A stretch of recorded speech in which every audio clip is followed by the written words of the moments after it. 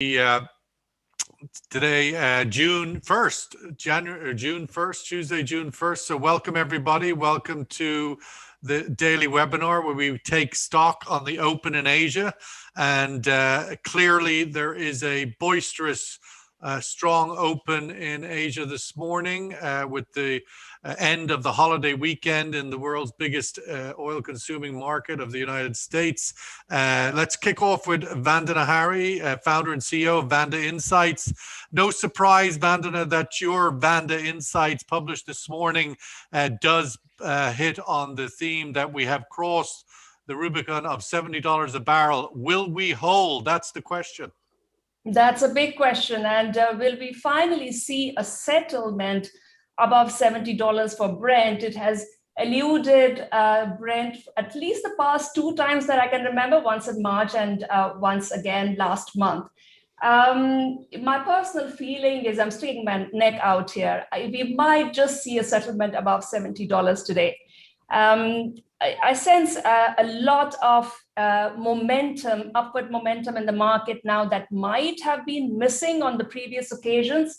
I mean, just look at the US economy, look at the reopening, look at the statistics from the Memorial Day weekend. I mean, what's there not to like about the US demand story, right?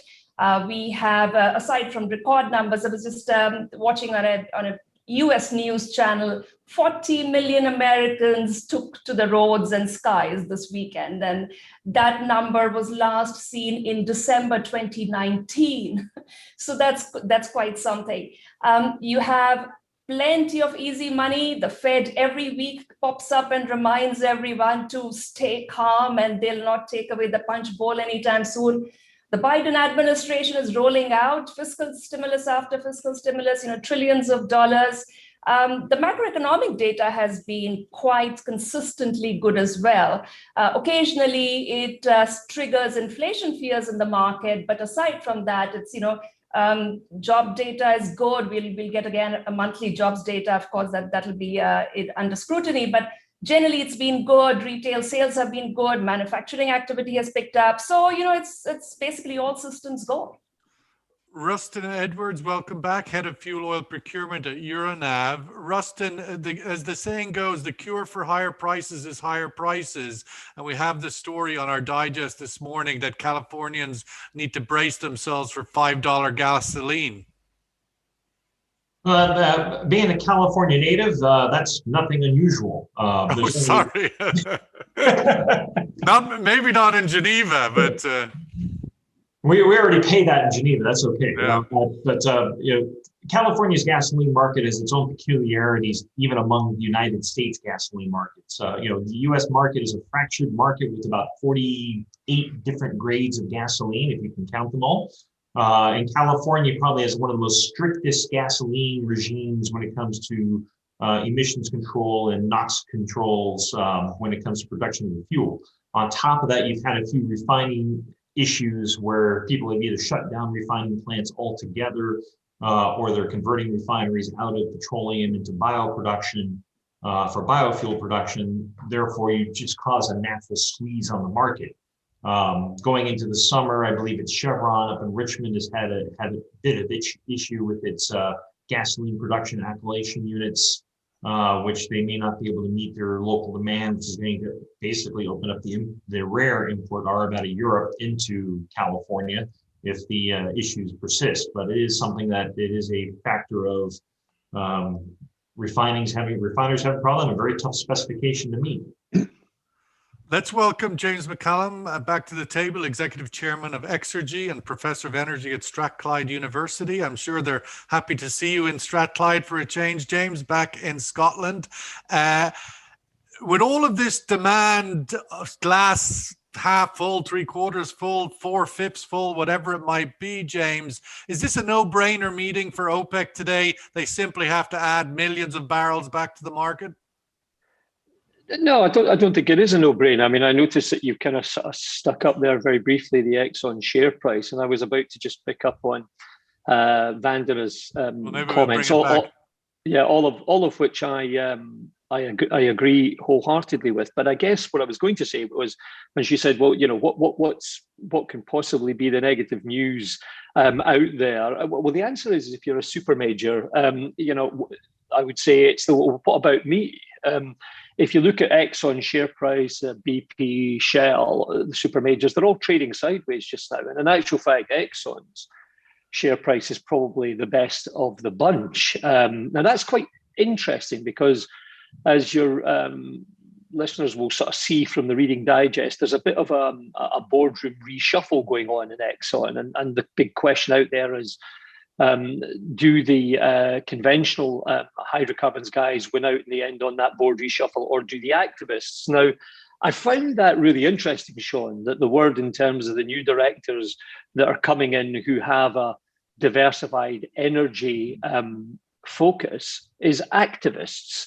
I think the reality is that the long-term news out there, as published by the IEA last week, well, there'll be just enough board members to allow Exxon, to force Exxon to change the color of their marketing brochure, but not where they're going to put their dollars. I would suspect that this might actually give Exxon cover to continue to be as oily as they like to be. Yes, and I think that's right. I think that I think Exxon is looking to continue to be, if you like, the champion of the fossil fuels, albeit I think there will be an increased emphasis on low carbon products within the Exxon blend of products out there in the marketplace. But there's no doubt that the short-term news that Vanden is reflecting on, everything that's in the front windscreen is good, and oil prices are rising. But let's not miss out on the big news of last week around the IEA's report and the OPEC's response to it. We are firmly and squarely into the era of the low-cost producer, the national oil companies out there, and it is their future to play with. And that's what we're seeing. Vandana, the reality, of course, is that Asia is the home of the majority of new growth in demand, despite this moment of rebound, right, which is what this is happening in the West, in Europe and America. We've thrown the ball at the wall, and the ball is rebounding back, and we're kind of in that first meter of the ball coming off the wall, but inevitably it doesn't stay at that velocity for long. We rely on Asia for demand growth to be sustained on oil in particular. Asia's not looking so good. We've got lockdowns popping up everywhere, and bar China, which of course is the 10,000-pound gorilla, but still we do rely on demand centers elsewhere. The outlook is looking a little concerning. Yeah, it is. And Sean, we've been talking about this on your show for probably 2 months now. That's been more or less the story. I've been turning this over in my head as well, because clearly, what you can see from today's price action, and for that matter, the consistent rally through last week, is that the euphoria, or not, if not euphoria, the optimism over US reopening and Europe probably following in the same footsteps is clearly outweighing whatever concerns the market has with regard to Asian demand growth.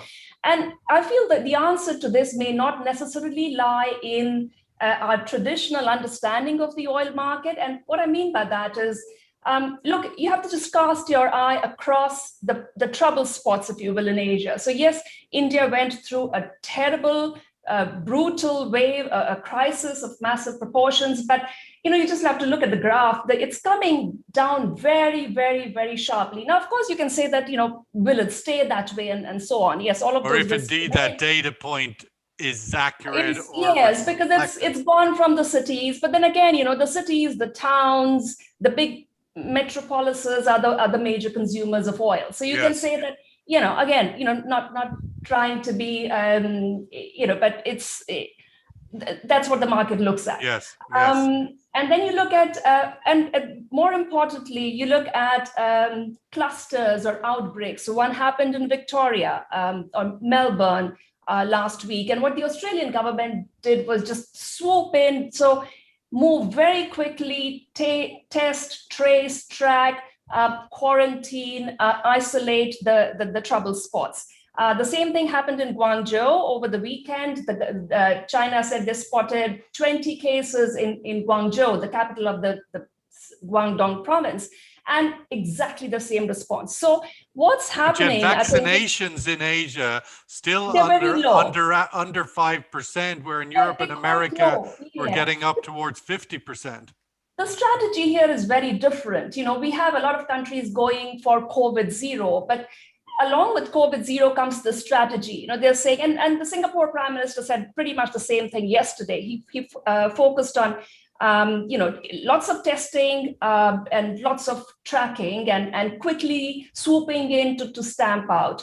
So basically what the market gleans from that is that, we're not going to see, God forbid, not going to see massive draconian lockdowns and much less national lockdowns. So yes, you could argue that regional travel, international travel is going to be very subdued or non-existent in this part of the world. But for effective purposes, gasoline and diesel demand growth is not looking that bad. Rustin, we have the China factory numbers out this morning again for May, looking very robust. But we have this issue on the Pacific where the unloading of ships in the Californian ports is backed up for weeks. And that is causing some of these bottleneck shortages. What's your outlook? What's your for that California issue and in general shipping bottlenecks? Well, it's the interesting thing about the container backlog in the U.S. West Coast. A lot of it has to do with lack of trucking. You have a thing on the news line about trucking impacting meat prices. Well, lack of truck drivers and lack of ability to move boxes from the warehouse that they get loaded off into to the end user and getting those boxes back really does cause a lot of the issue. You need to clear out the port to bring the next ship in because these ships are not small. They're carrying 5,000-6,000 containers, if not even more, or TEU units. Sorry, not that many containers, but still, they're very large ships carrying a lot of boxes. And the boxes need to be moved and got back in. Those supply constraints are going to eventually iron themselves out, but it does take time. It's not a flip the switch and away you go. So I think we're going to keep seeing these backlogs probably there for another few months until they actually get cleared up to get more efficient in moving boxes back in. And then the whole cycle is going to start getting repeated as you get into Q4, which is usually the big consumer demand push for Christmas into the U.S. James, it's hard to ignore the amazing headline out of China yesterday with the three children policy. It's very difficult for Irish people to say the word three children. So we couldn't be Chinese then. That's probably the point. We can't speak Cantonese, that's for sure, but we can just about say three. Three-child policy, a massive departure for China, and obviously not of much relevance for the immediate market dynamics, but it does point to some sort of significant deep challenges for the outlook for China. Clearly a long-term move. Clearly a response to the fact that China is concerned that it has the workforce, sort of 10, 15 years, 20 years out from here now, to continue to sustain the growth figures that they see. But again, yet another indication that they will do what needs to be done to affect changes to actually stay on top. So yeah, I think. But it does point, I think, from the more immediate front end of the curve, if you like. We had recently announcements on advancing the retirement age in China, issues of health concern because they have a very, an aging population. And so the ability to continue to burn hydrocarbons in the cities is becoming a dynamic. So all of these things adding up together does point towards some limitations to the China juggernaut that can keep on giving. Yeah, maybe, but I'm not sure. I think the reality is across the board at the moment, we are seeing very considered moves, whether it's the governance of China, whether it's the economic stimulus into the United States to keep pace, whether it's watching OPEC Plus making very shrewd moves with regards to production to keep shale oil in its box, recognize Iran coming into the production scenario, I think we're seeing, some very solid political decisions being made just now, and I think that's encouraging if you're an economist, because obviously, as you've frequently visited, there is the spectre of inflation bouncing around out there, and just leaving things to fall as they will is not something which the world needs right now. So these are positive moves, addressing, if you like, not just the short-term dynamics, but also the long-term dynamics. I see that with a point of optimism. James, on that point, in terms of higher cost producers being brought, back into this market at $70, your thoughts on that? The sort of mixed views on where shale is in its recovery. Would you expect America to start having a bit of a pulse at this point, or what's your thoughts for higher cost producers now?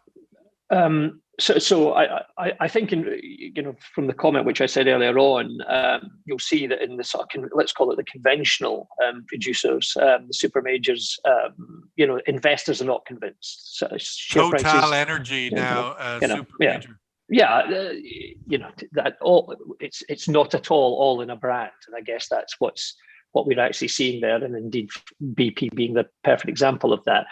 Investors not convinced yet, and they're trading sideways in that space.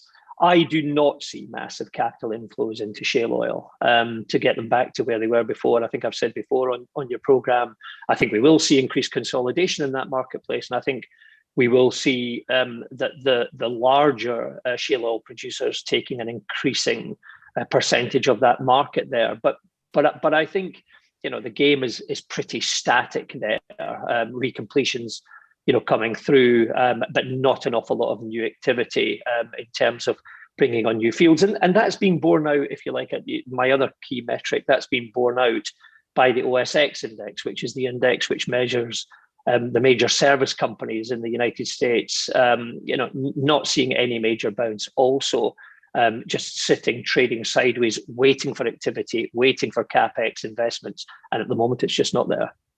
Rustin, should we expect middle distillates to soar now that there's a big bumper margin there for refiners, and demand seems to be, there's shortages, if anything, in the middle distillates? Well, we got a fairly robust, demand story out of the United States, out of the EU. A lot of that's being pulled up as well with the strong gasoline margin. So you can actually pull some of your heavier unrefined distillates out of hydrotreating capacity and throw those into FCC units to make more gasoline, because the gasoline margin is driving a lot of the refining margin in the U.S. Gulf Coast as well as the U.S. Atlantic Coast. And that's just going to help keep the distillate market tight. Now, on top of that, with the increase in domestic jet travel in the United States and the hopefully continued increase here in Europe, we're going to see that demand pull start taking pressure off the kerosene cut of the distillate pool and start sucking down those molecules. So eventually you will see a lot of relief of the overhang that has been persistent in the market. I mean, the market structure still has contango in the distillate space out until October. It's fairly shallow, but that contango is narrowing, which is indicative of a sign of a market that is getting rid of spare capacity and needs more supply to meet the demand. So I'm hopeful that we'll see that happen in the East. Market's been in backwardation because the arb flow from the East into the West has been fairly robust and fairly good. And that's probably going to keep going on to keep those markets in check. So I think overall, you will see stronger distillate markets going forward, and it's all going to be driven mainly by the positive gasoline story. Let's take the survey question and then dig into what is the outlook for the OPEC meeting today and get Vandana and James and Rustin's views on that. Brent averaged $68 a barrel, over $68 a barrel in May, closer to $68.50, and close to $65 in April.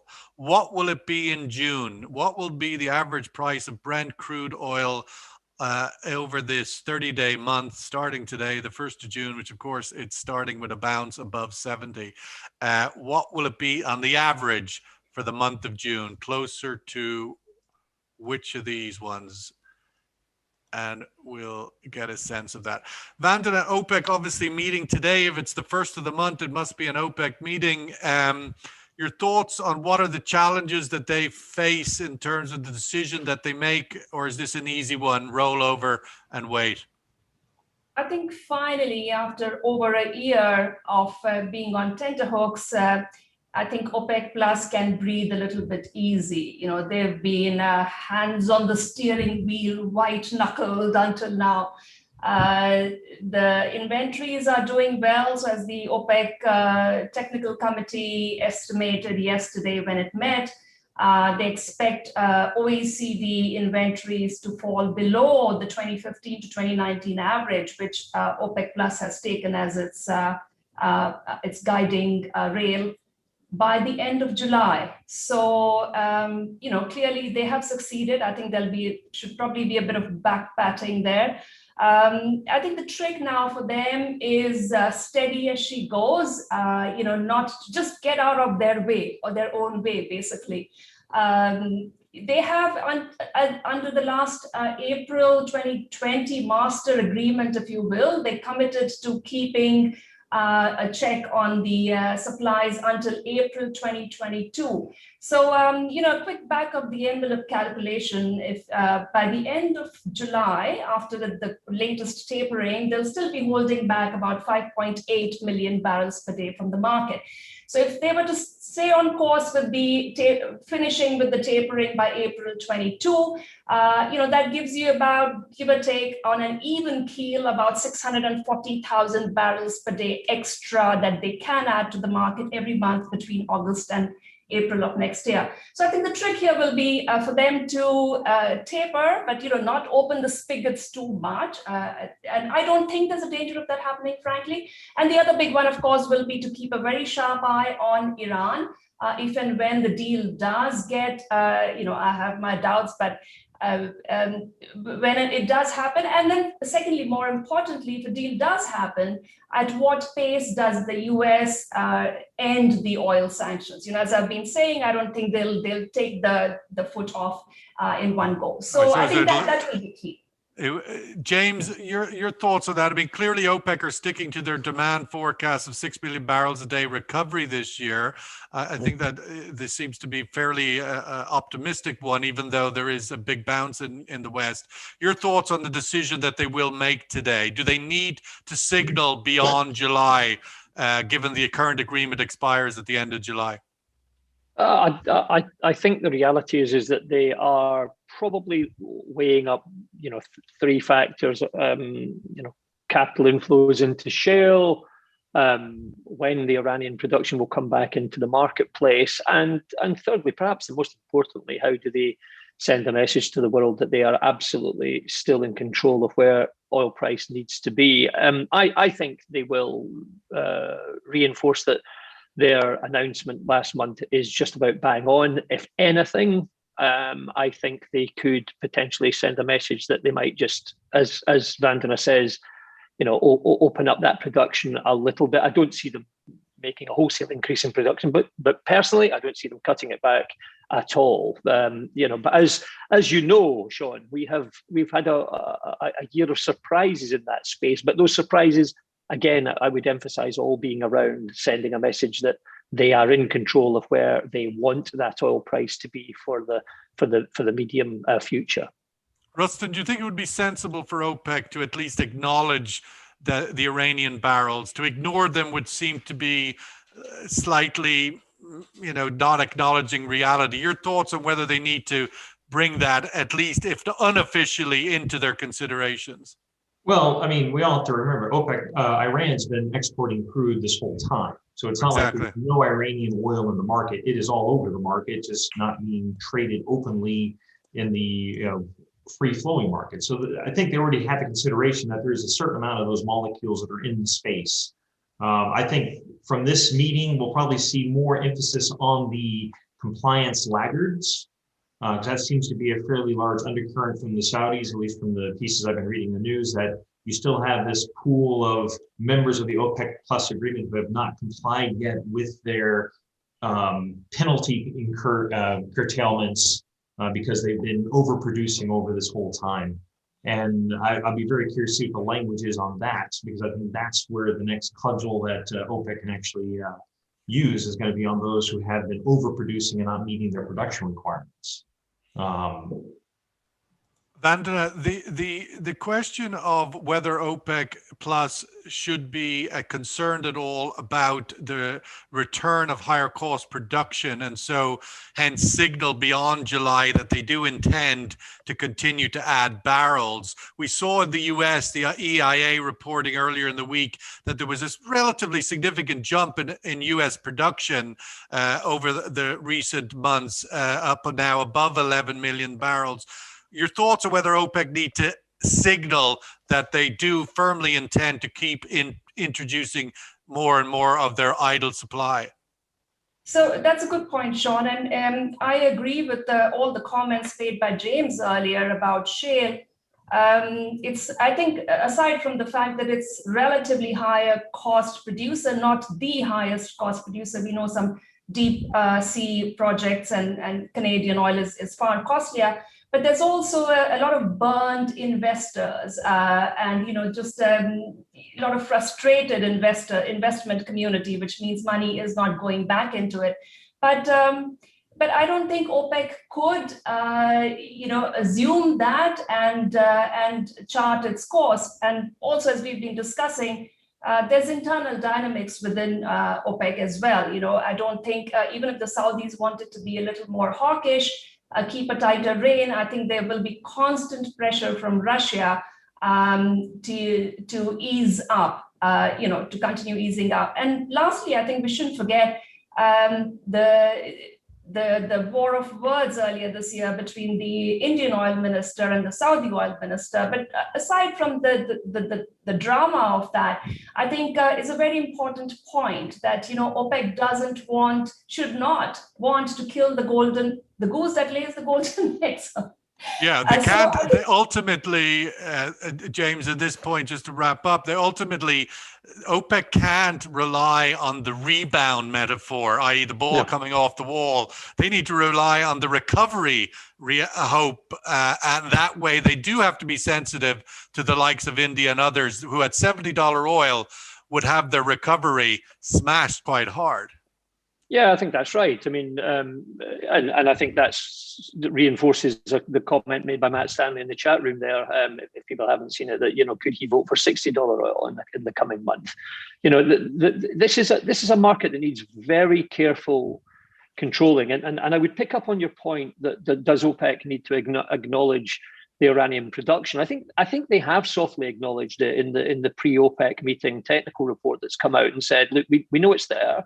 We see it coming back. I think for me, the interesting piece that's out there that I'm, if you were asking your question, what are you watching over the course of the next couple of weeks for me? It's what is the progress in terms of announcements around the Iranian situation, but from a political standpoint, the rhetoric coming out of Vienna around the talks there are that broadly everything is in line, and yet there is no political announcement coming out, as Vandana has got in her insights, ahead of now the elections that will go on in Iran. And I don't think that can be by accident. That's clearly a deliberate political situation that the US is saying, look, yeah, we probably could move here on what we've got, but we're not going to. And the question is so why is that? And what will be the implications of that going into the Iranian elections? Where clearly, there is a mood that if you like, that the emphasis of the political leanings within the country is on a knife edge as regards whether it reflects and respects what's been before or looks forward to what, if you like, the religious faction would like to see going forward. So for me, that's my focus. Why is that announcement not coming out around the sanctions? And in reflection of that, what are the implications of that? Let's get the survey result and give Rustin the last word. So 50% on $70, 20% on $75, and 30% on $65, and the 1% Matt Stanley on $60. Take his money if you can, somebody. Rustin, I've come to the sort of sense of image where Europe is the tipping point each week or month between the glass half full recovery bionic of the US, and then the variety of still stuck in the COVID nightmare, India and others. And Europe has been clearly tipping towards the US. Now everybody's sort of putting it in the same frame of conversation. I'm wondering, now that we're seeing headlines coming out of the UK of this third wave, this Indian variant starting to disrupt this optimistic recovery party in Europe, I just want to get your thoughts. Is Europe locked into this summer recovery, everybody going on holidays, or could the COVID variant, this issue in out of the UK, come and spoil this party? Well, the Delta variant now is the troublesome one because of the variant, the virulence of that variant. I think the move is to try to get things opened up. You know, they're working very hard on the whole COVID passport to figure out how they can actually implement it. How can they implement it with people who have had COVID and may not necessarily get vaccinated? Here in Switzerland, if you had COVID, you only get one shot, even though Moderna and Pfizer are a 2-shot regime. So they won't give you a second shot if you've had COVID. So even if you've had the first shot and you catch COVID before you get your second shot, you don't get the second shot. So under the EU guidelines, you wouldn't be vaccinated at that point. So I think they still need to come to an alignment on how that all works. But you know, there is a definite political and economic push to get everything back normal for summer, because tourism does make up 20 to 25% of GDP in all of Europe. So we need to get the dollars need to come in order to fully recover the economies here. No matter how weak those dollars is, we still want them. We probably need to wrap up there. The headline in the local newspapers here in the UAE today is that if you are traveling this summer, expect that you could have 8 hours of delays in your processing through the airports because of the inevitable, all of the papers that you need to show, all of the verification. So, yeah, I got 3 young kids. That ain't happening. I ain't doing the airport. I mean, that was the IATA. I think we're trying to, in essence, scare the politicians into speeding up and delivering a more efficient process. But clearly, no matter which way you cut the cake on it, traveling through airports this summer could be a much slower process. You've got to layer COVID on top of 9/11, and then you've got your stack of not only take off your shoes, but God knows what else is involved. Let's wrap it up there. James, thank you so much joining us from Scotland. Rustin from Geneva, Vandana from Singapore. Really appreciate your insights on this day in which oil is, Brent at least, trading above $70 a barrel. OPEC to meet in a few hours' time to possibly give this market a jolt upwards or downwards, or simply play a neutral, steady bat on the wicket for no change. Thanks, everybody. We'll catch up in the coming days. All the best. Thank you. Sean. Stay safe.